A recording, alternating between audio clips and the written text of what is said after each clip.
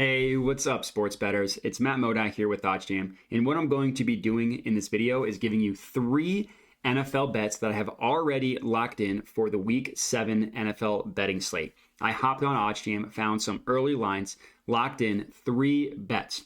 Before I get started with those, I do want to do a quick recap of how Week 6 went. I do want to make sure I do a recap of these as much as I can so people can see how well I'm doing, or in Week 5's case, how poorly I did. But last week went well for me. So for my 4 sharp bets, which is what you see on the screen here, I went 3-1. Each week I give out 1 lock, 1 underdog, 1 player prop, and 1 game prop. Went 3-1 on those. I put a unit on each one, which for me is $100. So I'm up about 1.8 units on the week, up about 2.9 units on the season as a whole, bringing my total record 11-8-1, total profit of $292. My sweat the bets, and these come from the OddsJam podcast, Sweat the Bet presented by OddsJam. So if you haven't tuned in yet, I would appreciate if you did check out the OddsJam podcast, Sweat the Bet, available anywhere you get your podcast, Apple, Spotify, Google, wherever. Each week, myself and Andrew Kim, aka the Parlay Doc, we give out, well, first of all, we preview the week's best games. So just do a general betting preview of what we think of each of the best games.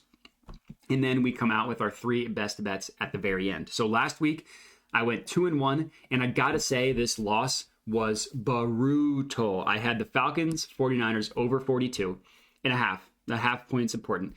There were 35 points scored in the first half. The Falcons scored on their first drive of the second half. There was 42 points scored with a quarter and a half left. Halfway through the third quarter, no points scored the rest of the game. Terrible. I had already chalked that one up to a win. Would have loved to go 3-0 last week, but I only managed to go 2-1, bringing my total record for the Sweat the Bets at 9-7-2. Still above 500. Not as good as we would have liked. Unfortunately, I did lose the Survivor week. I had the Bucks as my Survivor pick. They lost to the Steelers. So for those of you who are still alive, I'll still give out Survivor picks each week. I just unfortunately am no longer alive. But regardless, that's enough jibber jabber on my end. Let's talk about these bets that I locked in. So the first one that I locked in is the Tampa Bay Bucks first half spread -6. So I'll give you guys a little bit of a hint. I love Tampa Bay this week. First half spread -6 at +100 on FoxBet, I think is an awesome play. Look where every other book prices this. And I should mention, I found this bet using OddsJam, using the positive expected value page. OddsJam, the cool thing about OddsJam, the way it works, I'll give you a 1 minute explanation. So OddsJam tracked thousands and thousands of data points and still is tracking all these different betting opportunities and stuff, trying to determine what sportsbooks are the sharpest in terms of pricing odds. So they back tested thousands of betting opportunities, learned which books are the sharpest, and it's not the same for each sport. You know, one book is better at football, one book is better at basketball, one book is better at player props, whatever it may be. OddsJam calculated all this data. And then what they did is remove the VIG from all of those different sharp books to try and get an understanding of what the true line of a market should truly be priced at. And that's what you see here for the no VIG odds. The way I like to describe it, it's essentially you're flipping a coin, but you know that it's weighted towards heads. So instead of it being 50-50, it's actually 55 towards heads, 45 towards tails. But the person you're placing the bet with doesn't know that. That's essentially how positive EV betting works.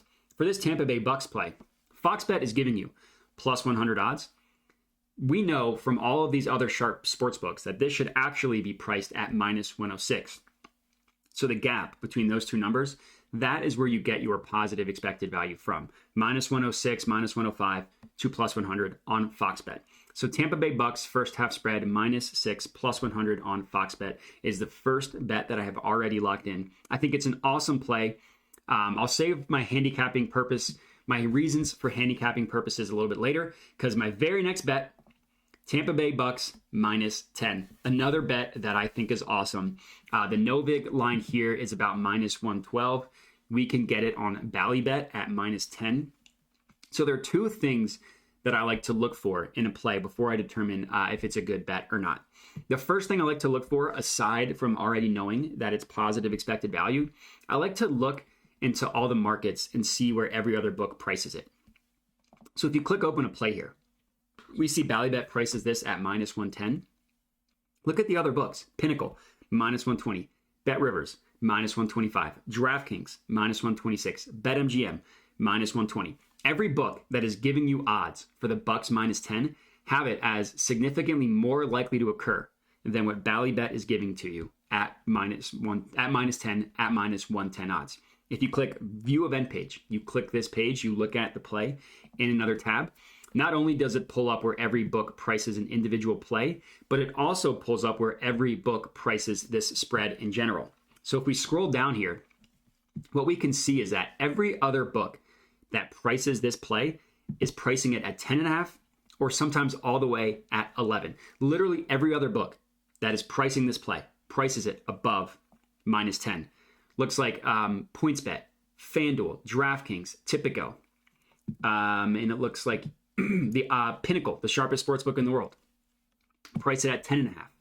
BetMGM, Betfred, Caesars, WinBet, Bet Rivers, BetOnline, and Bookmaker, another two of the sharpest sportsbooks in the world, price this at 11, as does Circa. The only book that is giving this to you at minus 10 is BallyBet. And for spreads like 10, that number is a very, very important number. If the Tampa Bay Bucks win by exactly 10 points, a touchdown and a field goal, what is certainly not out of the realm of possibility, you push this bet, every other bet loses. So there's some key numbers that are really important to get above or behind, depending on if you're betting on the favorite or the underdog. In this case, getting the minus 10 is very, very important. And for handicapping purposes, it's not rocket science. The Bucks are coming off of a brutal loss to the Steelers. You expect them to come motivated for this game. Obviously, it's a divisional matchup that's very important for the Bucks. The Panthers are just an absolute train wreck. They fired their head coach and defensive coordinator. The game they played last week was god-awful. They're probably going to start Phillip Walker again at quarterback, who just really doesn't have it. For all reasons, I think this is going to be just a monstrous performance from Tampa Bay. So getting them at minus 10, at minus 110 odds, and backing their first half spread at minus 6, I think are awesome plays. I am doubling up on Tampa Bay. I put a full unit on Tampa Bay Bucks minus 10, and I put about 3/4 of a unit on their first half spread, because it's a little bit risky backing a first half spread, because obviously they're not trying to win the first half, they're trying to win the game. But I still thought it was a good play. So those are two that I've already locked in. The third one that I really like, we locked in the over, here we go, in the Green Bay Packers versus Washington Commanders game. So minus 113 odds on PlayUp. The Novig line has this at minus 114. So again, pricing it obviously more favorable than what the books were giving it at. And same logic here, right? Look at where all the other books price it. PlayUp's at minus 113. The closest book is Pinnacle at minus 123. FoxBet, minus 133. Bet Rivers, minus 127. Tipico, minus 130. DraftKings, minus 129. Caesars all the way up at minus 139. And then same thing, if you open this up in a new tab and you view where all the other books price it, so don't forget PlayUp is pricing it at 40.5. Look at the main lines, 41 and 41.5. It's the same exact thing. Every other book prices the spread above the line that we got it at. And some books that price it at 41, like BetMGM favors the over at a half point higher. Bookmaker, Sharp Sportsbook, favors the over at 41, as does Pinnacle. Majority of books have it at 41.5. So it's just an awesome play. That's why I love using OddsJam to line shop. Admittedly, it feels nervous backing both the Packers and Commanders offenses to score, but the Commanders have one of the worst defenses in the NFL. I know, as did the Jets, but if Aaron Rodgers can't get it going against back-to-back weeks against the Jets and Commanders, then we should just throw in the towel on the Packers season. And the Commanders starting Taylor Heineke maybe provides some juice. I know he's providing juice for that fan base, so maybe the team rallies around him. They can put up some points. I was frustrated. I did lock in the Commanders at +6 as a positive EV play as well. Unfortunately, the line changed on the book that I got it at, so I could not add it to my picks for this video.